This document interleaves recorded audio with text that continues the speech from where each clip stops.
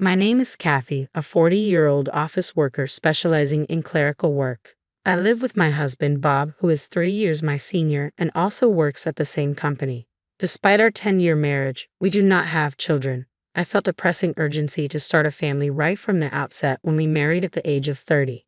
Both of us harbored the desire for children, though my biological clock ticked louder than Bob's. I believed my limit was 35, wanting to navigate childbirth and parenthood while I still had ample energy, despite not being particularly robust physically.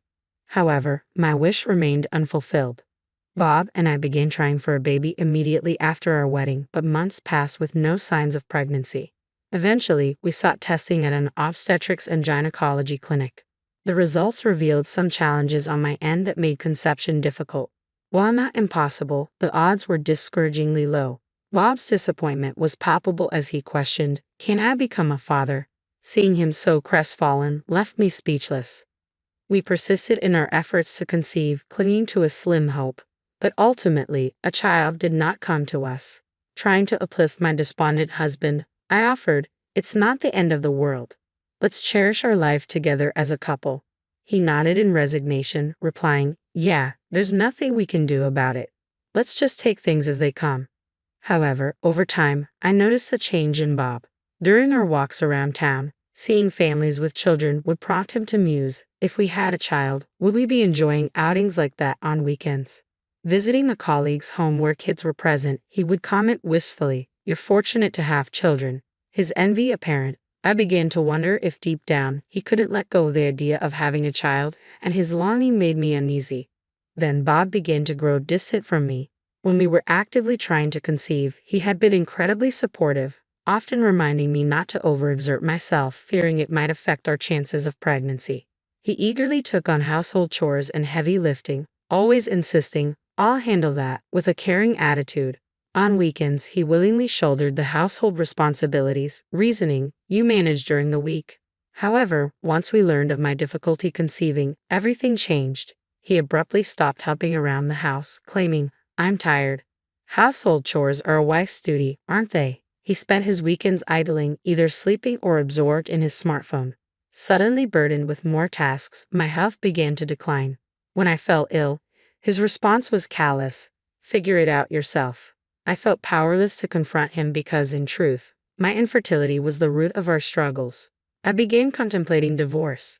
Just as I was grappling with these issues, Bob received a transfer offer. He had been selected for a major project at a subsidiary across state lines, prompting his relocation. Naturally, assuming I would accompany him, I was surprised when he declared, "You needn't come. I'll go alone." Those words gave me pause. Perhaps his distance and coldness stemmed from frustration over our inability to have children. Separating temporarily might help him sort through his emotions, and we could possibly mend our relationship. Reluctantly, I agreed, saying, "All right, I'll stay here. Take care." I saw him off after his transfer. He returned home only about once a month, often leaving again soon after. While this became routine, I cherished those brief visits, believing that if he truly disliked me, he wouldn't bother to return. As time passed, Bob gradually began to change. Initially unchanged, he eventually softened. He started bringing me gifts, saying, "I picked this up for you. Enjoy." Despite his limited time, he accompanied me on shopping trips and checked in on me, asking, "Are you all right? Is something bothering you?" I began to believe he was reverting to his former caring self. Initially slated for a 1-year assignment, Bob ended up staying for 2 years due to project delays. By the second year, he ceased mentioning our inability to have children. When we encountered families with children, he no longer expressed bitterness but instead remarked, "We couldn't have children together, but I've made peace with it."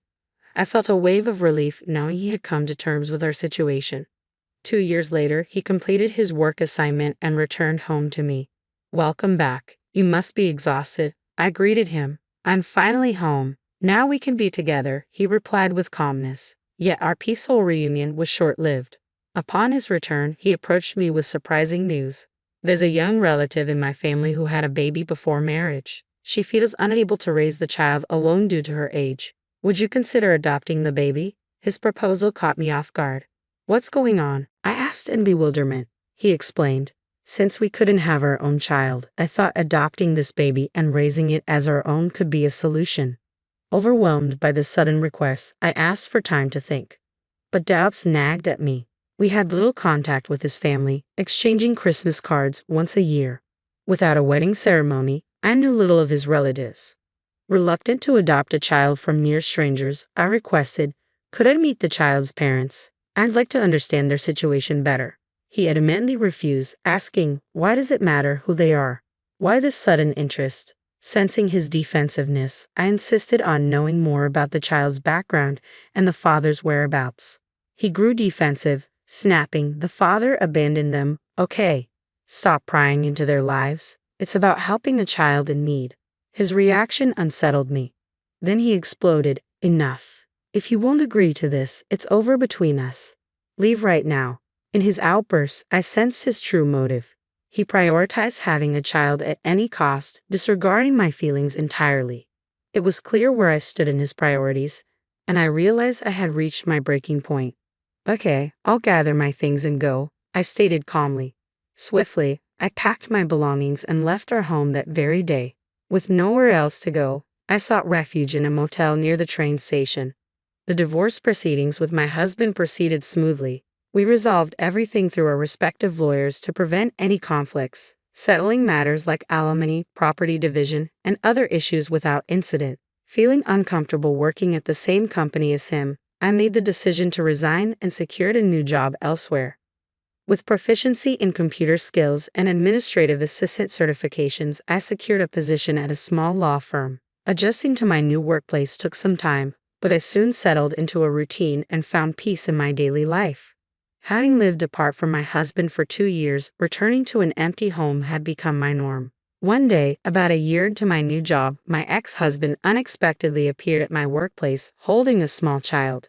Surprised to see me at the reception, he blurted out, "What are you doing here?" Clearly taken aback. "I work here. Why wouldn't I be?" I replied, puzzled. His face drained of color. Curious about the child he held, I guided him to meet with my supervising attorney, where a startling revelation unfolded.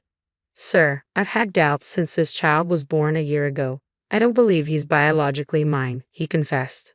Understanding the gravity of the situation, I asked, "If it's confirmed that the child isn't yours, what do you intend to do?" "I'll seek a divorce from my wife," he asserted. Legally, paternity disputes typically need to be raised within a year of the child's birth. Even if a DNA test proves the child isn't yours, you may still be obligated to pay child support, the attorney explained calmly. "What? That's absurd," he exclaimed. "It's a legal reality supported by Supreme Court precedents," the attorney affirmed. As a clerk, I diligently recorded their conversation, and during my work, a realization dawned on me. My ex-husband had cheated during our marriage and fathered a child from that affair. Judging by the child's age and the timeline, it was evident the child was conceived around a year after he returned from a business trip. His uncharacteristic kindness towards me since that time suddenly made sense. I suspected it was guilt-driven. It seemed his current wife was a younger colleague from his workplace. Each time he spoke, his gaze towards me betrayed a hint of pallor, understandably so, as his former wife, with whom he attempted to leave for the child born of his affair, was now right before him. In the end, he conceded, "Fine, I'll undergo a DNA test first and then reconsider." With those words, he left, visibly crestfallen. Later that day, I confided in my lawyer, Mr. Williams, about the return of my ex-husband and our past divorce. Mr. Williams seemed taken aback and inquired, "Did you know you can claim alimony due to infidelity within 2 years of discovery? What are your intentions?" "Absolutely, I want to pursue it. I intend to claim it from both my ex-husband and his mistress," I affirmed. "Then let's initiate the process immediately. Thank you for your trust," Mr. Williams responded. Subsequently, through Mr. Williams, I pursued alimony claims against both my ex-husband and his current wife, formerly his mistress, ensuring they couldn't evade their financial responsibilities. I directed the claims not only to their residence but also to their workplaces and his in-laws' address. Soon after, I received a call from my ex-husband. "What's this claim about?" he demanded. "It's an alimony claim based on your infidelity. We're already divorced, but that doesn't exempt you from financial obligations," I asserted firmly. "That's incorrect. You can claim alimony for infidelity within 2 years of its discovery. We finalized our divorce a year ago, and your infidelity has only recently come to light." so the falls well within the claim period. At that moment, a woman's voice I didn't recognize intervened and took over the phone. Hello? What's this claim about? She demanded. Caught off guard by her sudden confrontation, I asked cautiously, who am I speaking with? I'm his wife. Withdraw at least my part of this claim, she'd insisted firmly. But claiming alimony is a natural step after being betrayed, I countered. Listen, he told me he was single. I believed him and started a relationship. I had no idea he was married at the time, she argued defensively. That doesn't change the fact that you had an affair with my husband, I retorted. I'm demanding $20,000 from each of you. Our child will need financial support as they grow, she insisted. We can't afford such a large amount of $40,000. I responded. That's not my concern. You both work and he holds a decently high position, so I don't see a financial issue, she shot back. Because of your claim, he's been demoted and had his pay reduced. I've also been downgraded to part-time, causing a drop in our income. We simply can't manage to pay such a sum, I exclaimed, my voice rising with frustration. Then ask your parents to cover it. I won't back down. I absolutely won't pay, she insisted firmly. Amidst her raised voice, he returned to the phone. I understand the financial strain this claim may cause, but I cannot withdraw it, I asserted firmly. By the way, let me share something significant while we're on this topic, I continued. What is it? He asked with evident curiosity. Do you recall we underwent fertility testing a few years ago? I queried.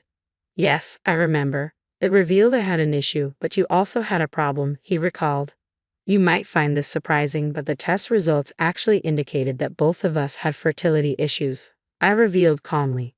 You're joking, right? He responded incredulously. It's true. Although I had a known issue, the results showed you had one too. I chose not to disclose this to spare you the time, but I still have the test report. Would you like me to send it to you? I offered sincerely. No, that can't be true. It's impossible, he protested, clearly taken aback. The doctor explained that both of us faced challenges, not just me. When you heard about my issue, you left the office abruptly before hearing the full details, I clarified. That's a lie. It must be a lie, he muttered, evidently overwhelmed. In reality, the doctor confirmed there were significant challenges on both our sides. I had intended to keep this to myself, but I see no reason to hide it now, I concluded firmly. I told him, let's leave it there, I'm busy, and hung up the phone. Afterwards, I successfully secured a total of $20,000 from each of them for emotional distress, $40,000 in total. She refused to pay, leaving Bob to shoulder the entire burden. Later on, Bob did arrange for a DNA test for the child, confirming his fears that the child wasn't his. It seemed he contemplated divorcing his wife, but with impending child support and emotional distress payments, he felt compelled to remain in the strained marriage with his former affair partner. Financial constraints due to his demotion further tied his hands. I learned from him during his visit to pay the compensation that he hoped I would raise the child with his strong-willed affair partner. He confided that if he had custody, he planned to use it as an excuse to end their relationship. Recently, tensions have escalated in his household and work has become difficult amidst judgment from colleagues about their adulterous reputation. As for me, I've grown accustomed to my single life and enjoy a peaceful existence. I have plans for a trip with friends during the next long holiday. Despite being alone, my days are fulfilling with work and socializing.